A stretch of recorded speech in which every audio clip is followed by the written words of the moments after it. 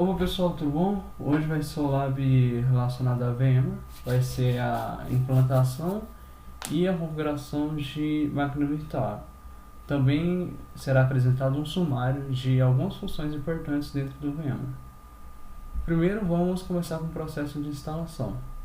Essa tela que aparece é o processo de instalação do Hypervisor VMware, quando a gente começa o processo de instalação direto no hardware de uma máquina. Voltou, já deu como concluído, vamos continuar a instalação. Vamos clicar em Enter para concordar. Vamos apertar F11 para aceitar os termos. Quando você vai escaneando a parte de hardware, vai escaneando também os dispositivos do sistema, para encontrar dois discos. O disco onde o sistema operacional do Hypervisor vai ser o disco de 20 GB. O modo de linguagem do teclado vai ser padrão nos Estados Unidos. Agora a gente vai colocar uma senha.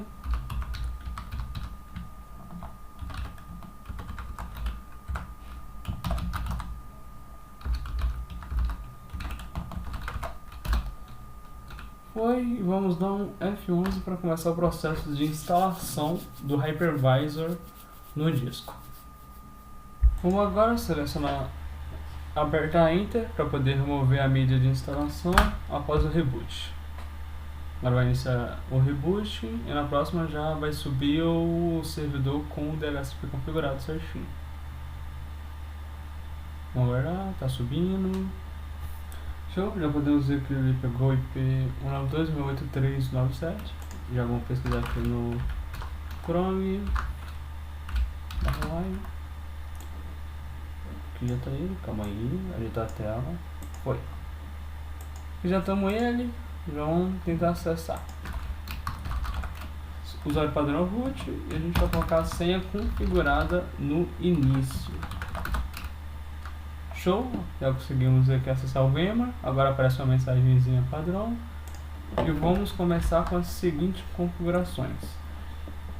Vamos começar com a configuração relacionada a storage, que vai ser o local que a gente vai armazenar as VMs. Vamos aqui em New Data Store. E antes é importante verificar se foram reconhecidos os dispositivos, que no caso são os discos virtuais. Em caso de usar um ambiente real com o servidor, é importante verificar se o disco conectado ao servidor foi reconhecido pelo VMware. Agora a gente vem no Data Store e aqui temos alguns tipos de criação. Temos a primeira opção, onde é criado um novo Data Store do zero. A segunda opção, onde expande o tamanho de um disco usando o espaço de um outro, no caso ele adiciona tamanho em um Data Store usando o espaço de um outro disco.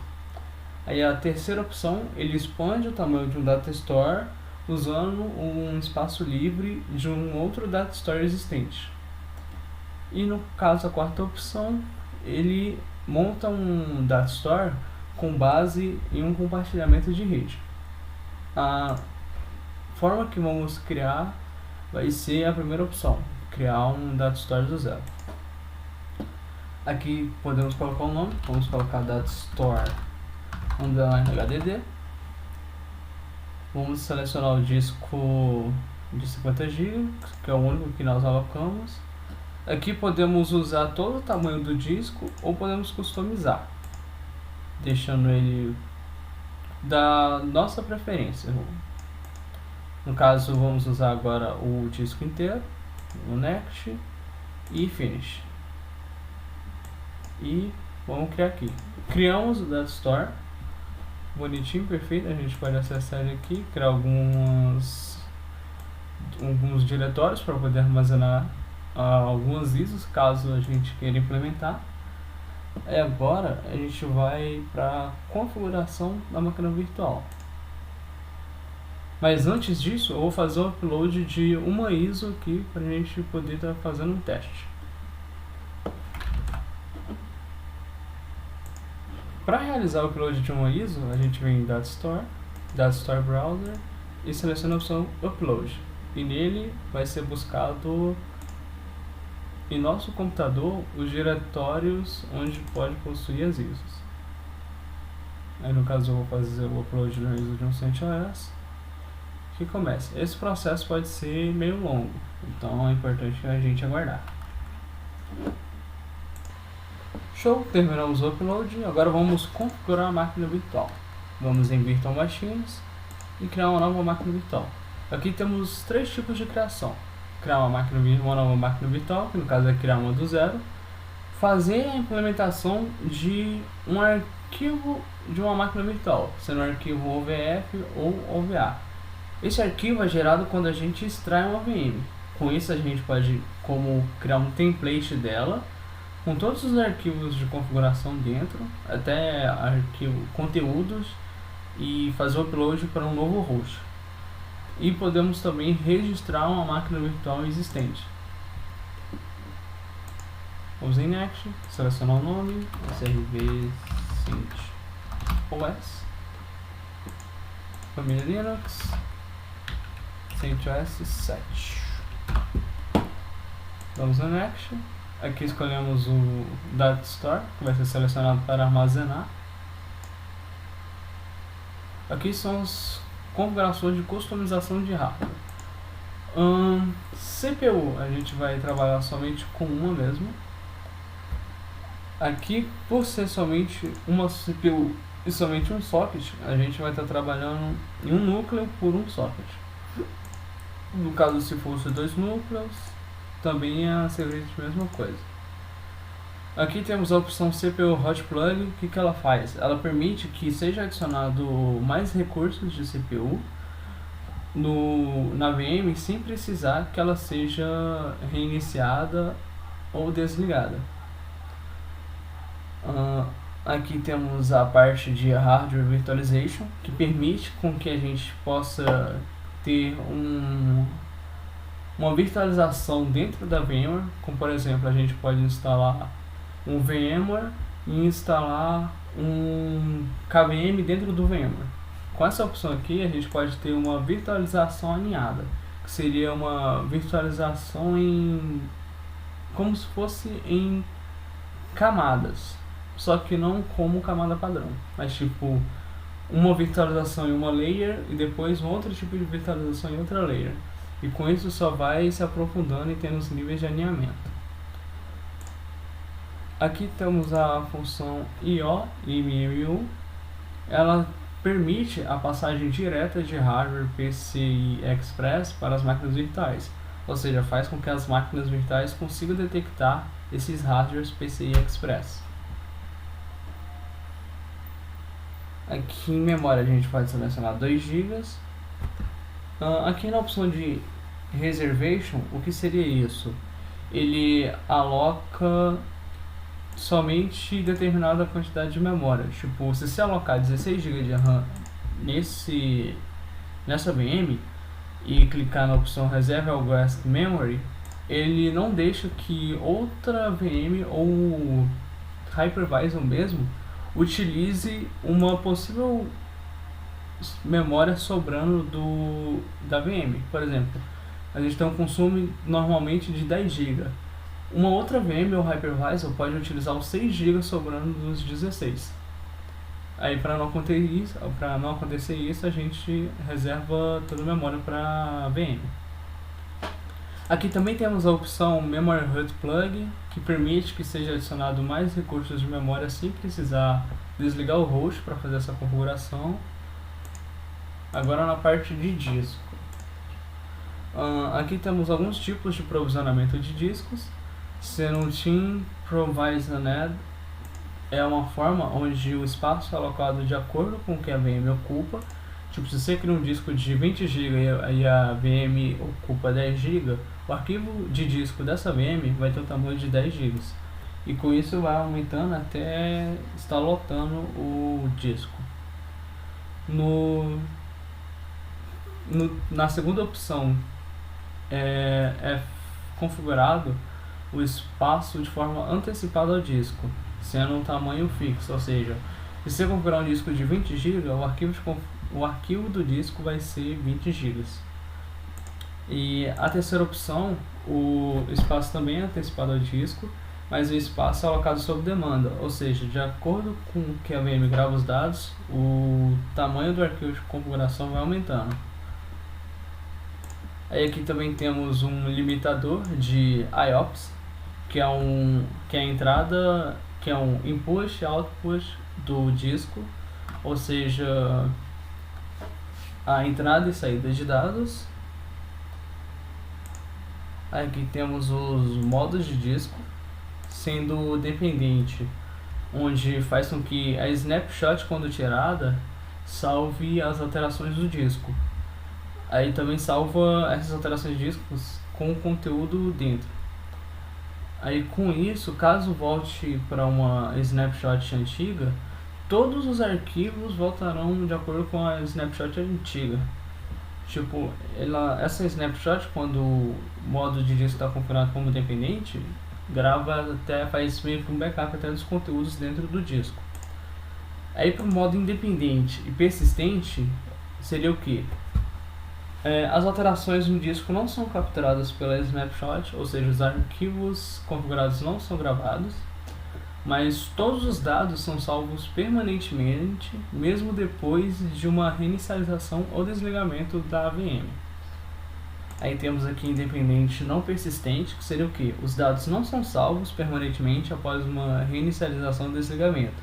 Ou seja, toda vez que você gerar, você trabalha o dia todo e gera vários tipos de arquivos, se você reiniciar a VM ou desligar ela, todos esses arquivos serão apagados e a VM voltará ao estágio padrão. Isso é mais recomendado para VMs temporárias ou até mesmo os VDIs. Mas vamos selecionar aqui a segunda opção. Aqui temos o adaptador de rede. A gente como só não tem muitos adaptadores de rede, só tem somente um, a gente vai estar usando esse aqui, o VMX-NET 3. Aqui em CD e DVD a gente aloca o local da ISO, a gente seleciona a opção Data Store ISO File e seleciona a nossa ISO para fazer o boot. Aqui em VM Options podemos ir direto para opções de boot, que são as mais importantes, que é o que? A gente seleciona a forma de inicialização da VM, será feita no modo BIOS ou EFI. Como é um CentOS, a gente vai fazer no modo BIOS. Aqui na opção Force BIOS Setup, a gente pode forçar com que a VM faça a entrada da BIOS assim que ela for inicializada. Tipo, você desliga a VM, seleciona essa opçãozinha aqui e força ela entrar no modo BIOS para você poder fazer vamos dizer, reboot da VM para poder selecionar um novo disco ou até mesmo reinstalá-la do zero, sem precisar recriar a VM.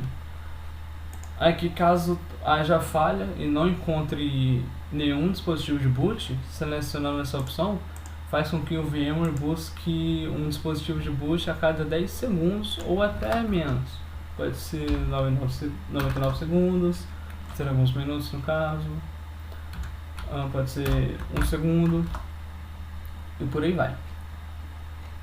Então vamos só selecionar aqui rapidinho, Next e Finish. Vamos criar ela.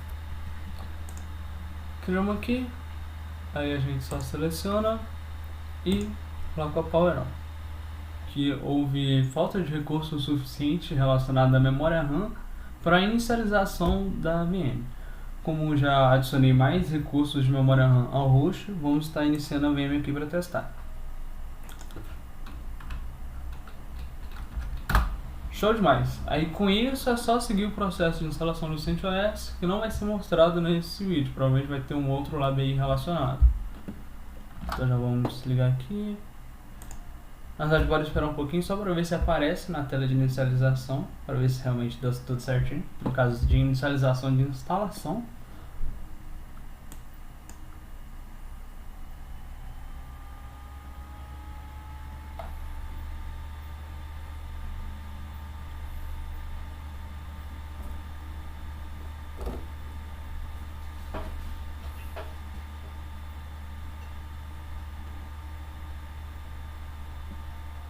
Show certinho, já apareceu o mousezinho aqui.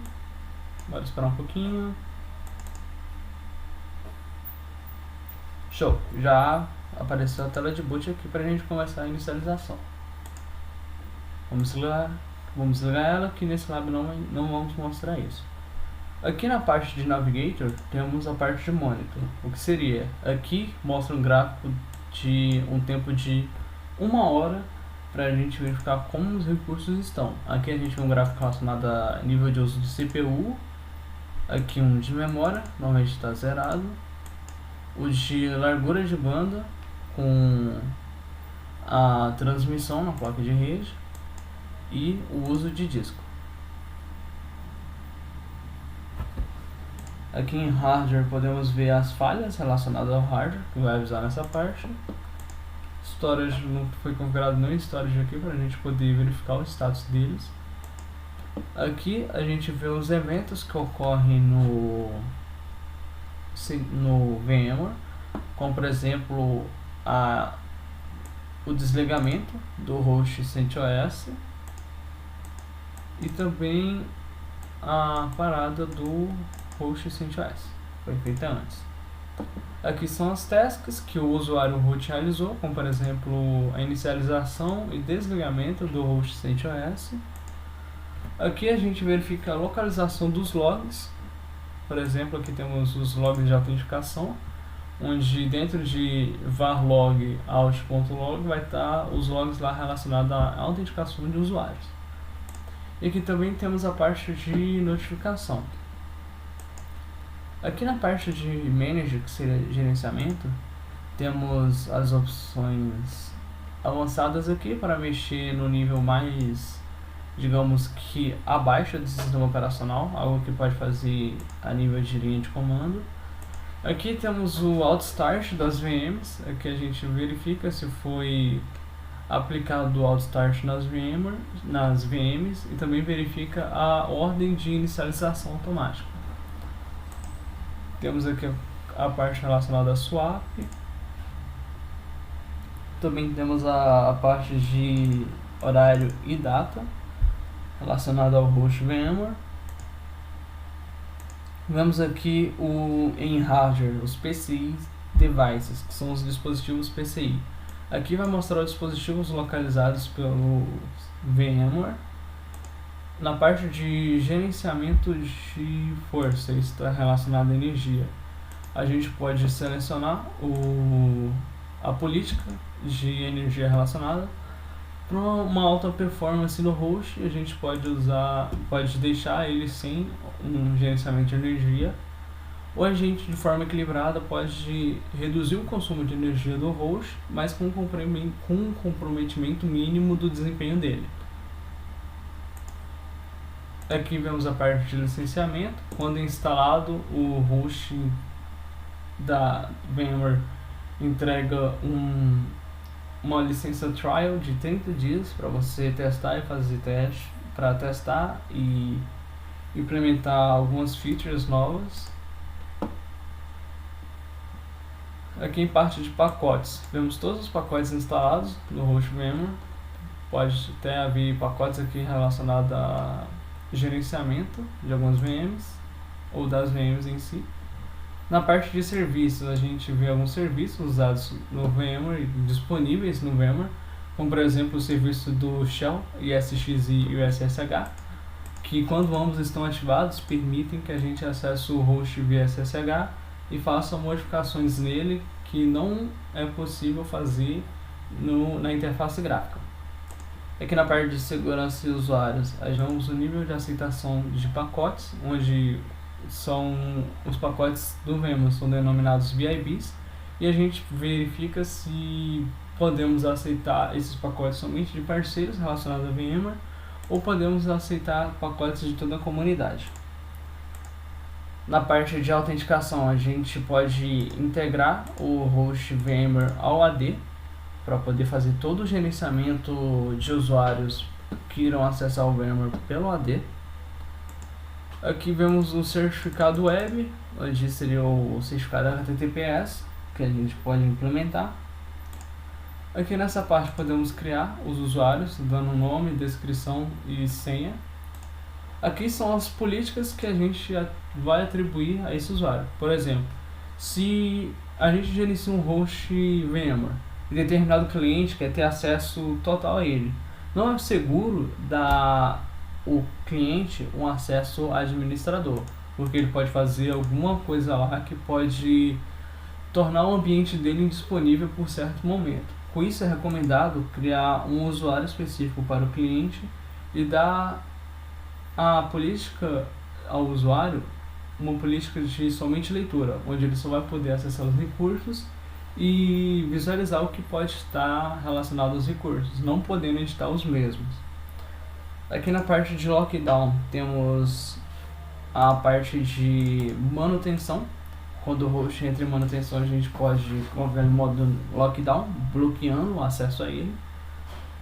Aqui a gente tem algumas configurações de modo de bloqueio, que seria o bloqueio restrito, onde permite que os usuários estão fazendo o login somente pelo servidor vCenter, e o bloqueio normal, onde os usuários podem fazer o login pelo servidor vCenter e pelo acesso da tela direta do VMware, que seria aquela tela, no caso essa tela, onde permite que os usuários acessem somente essa tela, por essa tela ou pelo vCenter. Aí no caso, se for um bloqueio restrito, eles não acessam esse tipo de tela aqui, só vão acessar o host se forem pelo vCenter. Bom, acredito que seja somente isso de importante que a gente pode validar, pelo menos no momento. Outra coisa que a gente também pode validar é a parte de rede. Aqui na parte de rede a gente verifica algumas regras de firewall, onde a gente pode abrir portas para determinados serviços, para comunicação de APIs, ou até mesmo modificar, por exemplo, a porta de acesso web do vCenter. Aqui a gente verifica as placas de redes físicas conectadas ao servidor, e também podemos ver aqui a velocidade dessas placas de rede. Aqui tem os vSwitches, que são os computadores virtuais, cada um representa uma placa de rede, e neles são configurados os port groups, que seriam o quê? Uma forma de conexão virtual que permite conectar uma VM a um switch. Pode ser adicionado um port group usando um novo switch, ou pode ser usado uma VLAN relacionada. Aí acredito que essa seja a parte geral que a gente precisa saber para a implementação e gerenciamento do VMware no nosso dia a dia.